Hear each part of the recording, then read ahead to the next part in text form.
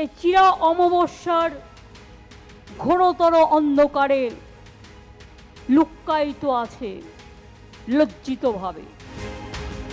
নেতাজির অন্তর্ধান রহস্য উন্মোচনে কেন্দ্রের ব্যর্থতাকে এভাবেই কটাক্ষ করলেন মুখ্যমন্ত্রী মমতা বন্দ্যোপাধ্যায়। নেতাজি সম্পর্কিত যেসব তথ্য ফাইল ছিল রাজ্য সরকারের কাছে তা জনসমক্ষে এনেছে মমতা বন্দ্যোপাধ্যায়ের সরকার। বুধবার নেতাজি স্মরণ অনুষ্ঠানে সে কথা স্মরণ করিয়ে দিয়ে মুখ্যমন্ত্রীর নিশানায় কেন্দ্রের বিজেপি সরকার। এই বিজেপি সরকার ক্ষমতায় যখন আসেনি বলেছিল আমরা এর রহস্য উদ্ঘাটন করব, তারপর সব হয়ে যায়, নেতাজিকে ভুলে যায়।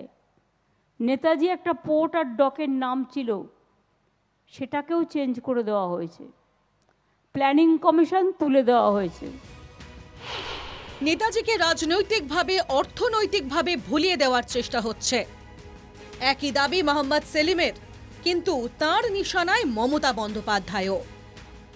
নেতাজির অর্থনৈতিক চিন্তাকে অস্বীকার করা হয়েছে। নেতাজি মানে প্ল্যানিং কমিশন, যোজনা পর্ষদ, তাকে মিশিয়ে দেওয়া হয়েছে। সরকারের কাজ ছিল প্ল্যানিং করা, ডেভেলপমেন্ট করা, রোজগার, রুটি, শিক্ষা, স্বাস্থ্য, সড়ক ব্যবস্থা করা। তাহলে বলছে মন্দির ব্যবস্থা করো। আর মমতা ব্যানার্জি এগিয়ে গিয়ে বললেন তাহলে আমি মন্দিরে আছি, মসজিদে আছি, গির্জায় আছি, চর্চায় আছি, তার মানে ধর্মে আছি। উনি ধর্মেও আছেন, জিরাফেও আছেন। ইতিহাসের পাতায় অমলিন থেকে যাবেন নেতাজি। কেন্দ্রের সরকারের পক্ষে পাল্টা জবাব রাজ্যপাল সিভি আনন্দ বোসের।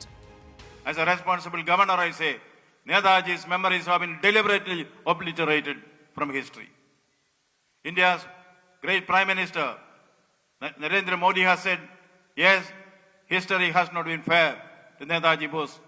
We have to correct this. It is the bounden responsibility of every Bengali, every Indian, to see that Netaji is given the rightful place in the history of India. তবে অধীর চৌধুরী বলছেন, নেতাজিকে রাজনৈতিকভাবে ব্যবহার করে BJP. BJP party Netaji Subhash Chandra বোসকে তার যে ভাব মানুষটাকে কবজা করতে চেয়েছিল, তার প্রতি যে শ্রদ্ধা মানুষটাকে কবজা করতে চেয়েছিল, পাশাপাশি কংগ্রেসকে খাটো করতে চেয়েছিল, আর কিছু না। ডিক্লাসিফাই হয়ে গেছে সব, যা তথ্য ছিল। কি করবে বলুন? একটা দিবস ঘোষণা করে দিয়েছিল, পরাক্রম দিবস। আজকে সেই পরাক্রম দিবস, সেই দিবসে আর উচ্চবাচ্য নেই কাউরি। এরই মধ্যে 23শে জানুয়ারি জাতীয় ছুটি ঘোষণার দাবিতে ফের সরব মুখ্যমন্ত্রী। আর আজ আমরা তার জন্মদিনটা আমি 20 বছর ধরে চেষ্টা করেও একটা ছুটির দিন হিসেবে, জাতীয় ছুটির দিবস হিসেবে ঘোষণা করতে পারিনি। আমি ক্ষমা প্রার্থী, আমি লজ্জিত। এ দেশে পলিটিক্যাল প্রচারে ছুটি হয়ে যায়, কিন্তু যারা দেশের জন্য জীবন দেয় তারা বসে বসে কাঁদে। বিজেপি পরিষ্কারভাবে 23 তারিখকে সরিয়ে দিয়ে 22 তারিখ, নেতাজিকে সরিয়ে দিয়ে তার ধর্মীয় উন্মাদনা তৈরি করার চেষ্টা করলো। মমতা তাতে যোগ দিলেন, তিনি 22 তারিখে কর্মসূচি করলেন।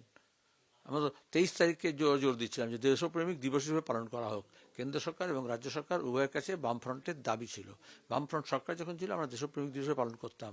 এখন কেন্দ্র সরকার সে দাবি মানেনি, আর রাজ্য সরকারও দেশপ্রেমিক দিবস শব্দটা বলতে পারে না। জবাবে বিজেপি বলছে, নেতাজির নাম তৃণমূলের মুখে মানায় না। এখন নেতাজি সুভাষচন্দ্র বসুর নাম তৃণমূলের মুখে অ্যাটলিস্ট মানায় না। এরা বিবেকানন্দের নাম নেয়। আমিও বলেছিলাম তখন, যারা বিবেকানন্দ নিয়ে সুকান্ত মজুমদারকে জ্ঞান দিচ্ছে তাদের সন্ধ্যে 7টা হলে বোতল খুলতে হয়। এই তো তৃণমূল নেতাদের ক্যারেক্টার। তারা নেতাজি সুভাষচন্দ্র বসু বিবেকানন্দ নিয়ে জ্ঞান দেয়। এমনিতেই সব সময় উত্তাল বঙ্গ রাজনীতি, তার উপর সামনেই লোকসভার ভোট। তার আগে দেশনায়কের জন্মদিনকে হাতিয়ার করে রাজনৈতিক প্রচার পেতে তৎপর সব দলই। সামনে নেতাজি, আড়ালে আদতে vote 24। Bureau report, NKTV Bangla.